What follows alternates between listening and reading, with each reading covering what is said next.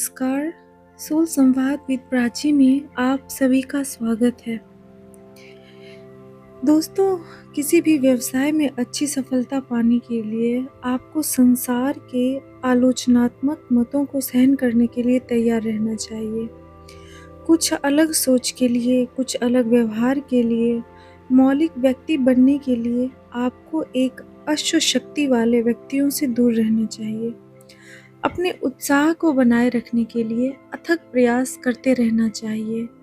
असाधारण पहल करने की शक्ति वाला व्यक्ति हृदय में विश्वास रखते हुए कि वह सही है, सभी कठिनाइयों को सहन कर लेता है। इस अनुभूति के साथ कि आपके साथ अनंत रचनात्मक शक्ति है, अविचलित दृढ़ता के साथ अपने मार्ग पर चलते रहें। आपको सर्वप्रथम उस अनंत शक्ति के साथ चेतन संपर्क स्थापित करना चाहिए। यह संपूर्ण रचनात्मक शक्ति का स्रोत है, और जब आप उस अधिचेतन शक्ति से संपर्क कर लेते हैं तो आपका चेतन एवं अवचेतन मन की शक्ति से पूरित हो जाते हैं। जब भी आप किसी अद्भुत वस्तु की रचना करना चाहें तो आप तब तक निश्चल होकर गहन ध्यान में बैठे रहें जब तक कि आप उस अनंत आविष्कारक रचनात्मक शक्ति से संपर्क ना कर लें जो कि आपके भीतर है। कुछ नया करने का प्रयत्न करें, लेकिन यह विश्वास रखें कि आप जो भी कर रहे हैं उसके पीछे वह महान रचनात्मक मूल स्रोत है, और वह रचनात्मक मूल स्रोत आपको सफल बनाएगा। प्रत्येक मानव परमात्मा की अनंत रचनात्मक शक्ति के द्वारा मार्गदर्शित होने के लिए बना है। आपने आलस्य और संदेह के द्वारा अपने अंदर की रचनात्मक शक्ति के फव्वारे को अवरुद्ध कर दिया है। इसे खोलिए। आप जो भी करें उसमें निर्भीक संकल्प को प्रदर्शित करें। अधिकांश लोग पुराने उद्धरणों द्वारा अपना पोषण करने में संतुष्ट रहते हैं, अपने अंदर विद्यमान व्यक्तित्व को प्रदर्शित किए बिना दूसरों के विचारों को एकत्रित करते रहते हैं। आप में कौन सी विशिष्टता है? आप में ईश्वर की शक्ति की महान अद्वितीयता कहाँ गई? आप उसका उपयोग नहीं कर रहे हैं। छोटे छोटे कार्यों को असाधारण ढंग से करें। अपने क्षेत्र में एक सर्वश्रेष्ठ व्यक्ति बने। आप अपने जीवन को एक सामान्य ढंग से व्यतीत न करें। कुछ ऐसा करें जो किसी और ने न किया हो, कुछ ऐसा जिससे संसार चकाचौंध हो जाए। यह दिखा दे कि ईश्वर का सृजनात्मक सिद्धांत आप में कार्य करता है। बीते हुए समय की चिंता न करें, चाहे आपकी गलतियां सागर जितनी गहरी हो, लेकिन आपकी आत्मा उनके द्वारा निगली नहीं जा सकती। बीती गलतियों के सीमित विचारों की बाधाओं को तोड़कर अविचलित दृढ़ निश्चय के साथ अपने मार्ग पर चलते रहें। चाहे जीवन अंधकारमय हो, चाहे कठिनाइयां आए, चाहे सुअवसरों का उपयोग ना कर पाए, लेकिन अपने अंतर में यह कदापि ना कहें, मैं टूट चुका हूँ, ईश्वर मुझे भूल गए हैं। ऐसे व्यक्ति के लिए कौन कुछ कर सकता है?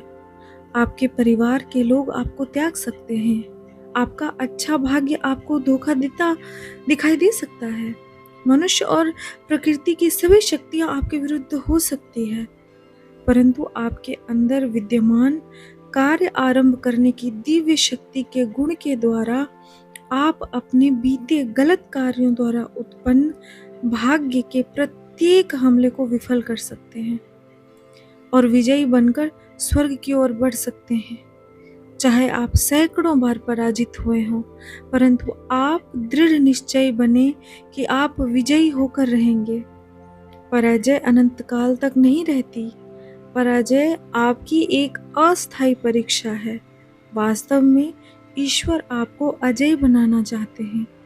आपके अंदर विद्यमान अनंत शक्ति का उपयोग करवाना चाहते हैं, जिससे कि जीवन के रंगमंच पर आप अपनी उच्च निर्धारित भूमिका को पूर्ण रूप से निभा सकें।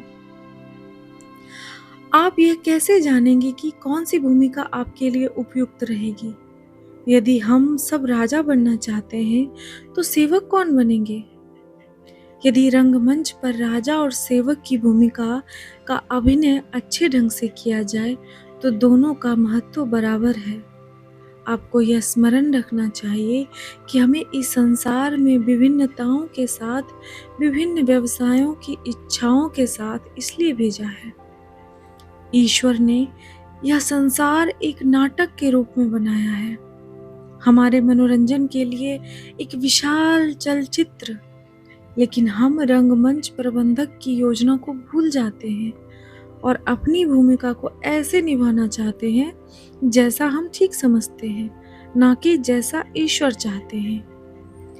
आप जीवन के रंगमंच पर असफल हो जाते हैं क्योंकि आप ईश्वर द्वारा निर्दिष्ट भूमिका से अलग भूमिका निभाने का प्रयत्न करते हैं। कभी-कभी मस्खरा, राजा की अपेक्षा हमारे ध्यान को अधिक आकर्षित करता है। इसलिए आपकी भूमिका चाहे कितनी ही अप्रत्यक्ष क्यों ना हो, उसे अपनी पूरी अंतर्भावना के साथ निभाएं। ईश्वर के साथ अंतर संपर्क करें और इस संसार नाटक में आप अपनी भूमिका ठीक ढंग से निभा सकेंगे। आप दुख भोगने के लिए नहीं बने हैं। जो दुखांत भूमिका निभाते हैं, उनको यह समझ लेना चाहिए कि वे केवल नाटक की एक भूमिका निभा रहे हैं। कोई चिंता ना करें कि आपको कौन सी भूमिका निभानी पड़ रही है। रंगमंच प्रबंधक के निर्देशन के साथ सामंजस्यता में इसे सदा ठीक ढंग से निभाने का सदा प्रयत्न करें, जिससे कि आपकी छोटी सी भूमिका भी दूसरों का ज्ञानवर्धन करे। यह समझ लें कि ईश्वर की अनंत शक्ति का कोई रूप आपके द्वारा संसार के रंगमंच पर अभिनय कर रहा है। अनंत ईश्वर नई सफलता का सृजन करते हैं। वे आपको एक स्वचालित मशीन नहीं बनाना चाहते। ब्रह्मांडीय शक्ति के साथ अंतर संपर्क कर लें और चाहे आप किसी उद्योगशाला में कार्य कर रहे हों अथवा व्यावसायिक संसार में लोगों से मिलजुल कर रहे हों, सदा प्रतिज्ञापन करें, मेरे अंदर अनंत रचनात्मक शक्ति है। मैं कुछ विशिष्ट कार्य के लिए बिना श्मशान में नहीं जाऊंगा। मैं ईश मानव हूँ, एक विवेकपूर्ण प्राणी। मैं ईश्वर की शक्ति हूँ, जो मेरी आत्मा का बलशाली स्रोत है। मैं व्यवसाय के जगत में, विचारों के जगत में, ज्ञान के जगत में रहस्योद्घाटनाओं का सृजन करूंगा। मैं और मेरे परम पिता एक हैं। मैं जो इच्छा करूं उसका सृजन कर सकता हूं, जैसे मेरे सृजनात्मक परम पिता करते हैं। ईश्वर की सृष्टि और उनके स्वयं सर्वशक्तिमान एवं सर्वसमर्थ अस्तित्व में होने का रहस्य उस प्रत्येक हृदय के चिंतन का विषय है जो ईश्वर को जानने की लालसा रखता है। किसी भी धर्म ग्रंथ ने ऐसे अनुत्तरदायी लगने वाले प्रश्नों का पूर्ण रूप से स्पष्टीकरण नहीं किया है, परंतु यदि आप चिंतन करें और इस विषय के संपूर्ण ज्ञान को अनुभव करने का प्रयत्न करें, जिस तरह से मैं इसकी व्याख्या करूंगी, तो आप इन प्रश्नों के उत्तर प्राप्त करेंगे। उत्तर जो मैंने अपनी आत्मा की गहराई से और ईश्वर से प्राप्त किए हैं।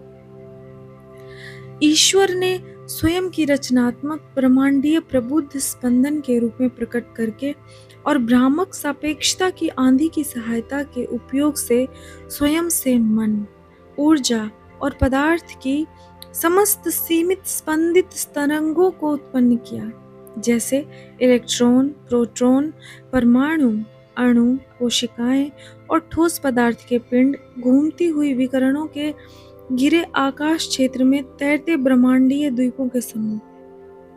इस प्रकार प्रबुद्ध ब्रह्मांडीय स्पंदन समस्त रचित वस्तुओं का सर्वप्रथम व्यक्त कारण है। यद्यपि पदार्थ के विभिन्न सीमित रूप कुछ मूल रूपों के संयोग और आयोजन द्वारा बाद में रचित अथवा उत्पन्न होते हैं, जैसे कोशिकाएं अणुओं से बनी, अणु परमाणुओं से, परमाणु इलेक्ट्रॉन और प्रोटॉन से, इलेक्ट्रॉन और प्रोटॉन प्राण अणु से, और प्राण अणु अनंत ईश्वर के विचार अणुओं से।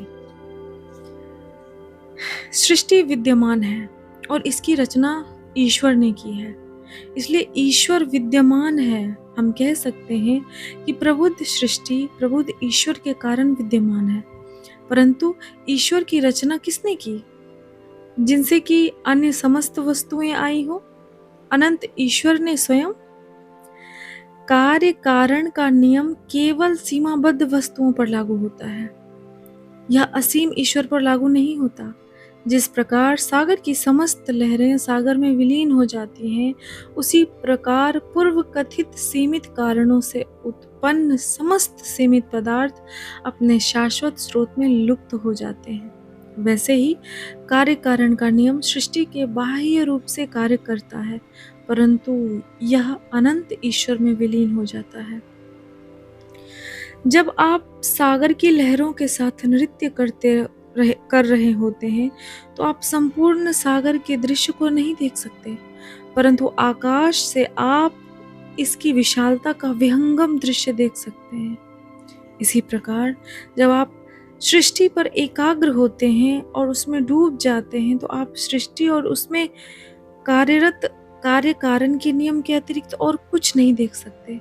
परंतु जब आप आंख बंद करके अंतर में झांकना सीख लेते हैं, तो आप न तो सीमित रूपों को देखते हैं और न ही वे नियम जिसने उनकी रचना की है, बल्कि निराकार कारण रहित अनंत की झलक देखते हैं। इसलिए अनंत विद्यमान है। हम सृष्टि में उनकी शक्तिशाली अभिव्यक्तियों से उनकी विद्यमानता सर्वशक्तिमत्ता का अनुमान लगाते हैं। उनकी शक्ति साकार अवस्था में पूर्ण रूप से क्रियाशील है और ब्रह्मांडीय प्रलय के समय समस्त शक्ति, ब्रह्मांडीय प्रज्ञा एवं कार्य कारण का नियम निष्क्रिय हो जाते हैं और परमात्मा में विलीन हो जाते हैं, जहाँ वे ईश्वर की रचनात्मक सृष्टि के अगले युग की प्रतीक्षा करते हैं। तूफान की शक्तियाँ जो सागर में लहरों को उत्पन्न करती है, लहरों में व्यक्त होती है, किंतु जब सागर शांत होता है तो कोई शक्ति व्यक्त नहीं होती। उसी प्रकार सृष्टि सृजन के समय में अनंत ईश्वर बुद्धि, मन, स्पंदन, शक्तियाँ और पदार्थ को अभिव्यक्त करते हैं, और अव्यक्त अवस्था में अनंत ईश्वर केवल निराकार रूप में विद्यमान रहते हैं, जिसमें समस्त शक्तियाँ लय हो जाती हैं। प्रकाश, निहारिकाएं, ऋतुएं अंतरिक्ष में से आती हैं और वे अंतरिक्ष में लय हो जाती हैं और छिप जाती हैं। सृष्टि से परे का क्षेत्र परमात्मा के छिपने की जगह है। इस प्रकार ईश्वर ऊर्जा, देश, काल और बुद्धि के स्पंदनों की श्रेणियों से परे अपने आप में कुछ वस्तु है। इनको आदि अथवा अंत के बिना विद्यमान एक शाश्वत शक्ति के रूप में अनुभव कर सकते हैं और जान सकते हैं। सृष्टि ईश्वर ने बनाई है, लेकिन ईश्वर का अस्तित्व तो है ही। ना किसी व्यक्ति ने और ना किसी वस्तु ने ईश्वर को बनाया है। वे जैसे हैं वैसे सदा रहे हैं और सदा सदा के लिए रहेंगे। हे धनंजय, मुझसे परे अथवा मुझसे श्रेष्ठ कहीं कुछ नहीं। संपूर्ण जगत एक धागे में मणियों की श्रृंखला की भांति मुझ में गूंथा हुआ है। जब तक आप स्वयं को एक सृष्टि प्राणी मानेंगे तो कार्य कारण के नियमों के अधीन हैं, तब तक उन्हें नहीं समझा जा सकता। परंतु जैसे ही आप समाधि में ईश्वर के साथ एक हो जाएंगे, आप यथार्थ रूप से जान जाएंगे कि ईश्वर कौन और कैसे है, अनादि अनंत कारण रहित। तब उनके साथ एक होने पर आप जान जाएंगे कि आप भी कारण रहित शाश्वत हैं। नश्वर मानव के रूप में आप ईश्वर द्वारा रचित रचना हैं और आत्मानुभूति प्राप्त अमर मनुष्य के रूप में आप स्वयं को ईश्वर के सागर की एक लहर के रूप में जान जाएंगे, जो एक और केवल एक आत्मनिर्भर शाश्वत ब्रह्मांडीय चेतना है। आज की यात्रा बस यहीं तक। कल फिर किसी और महत्वपूर्ण टॉपिक पे हमारी यात्रा आरंभ होगी। तब तक के लिए अपनी शक्ति, अपनी ऊर्जा को ईश्वर की खोज में लगाएं, उनसे संबंध स्थापित करने में लगाएं। धन्यवाद। ओम शांति।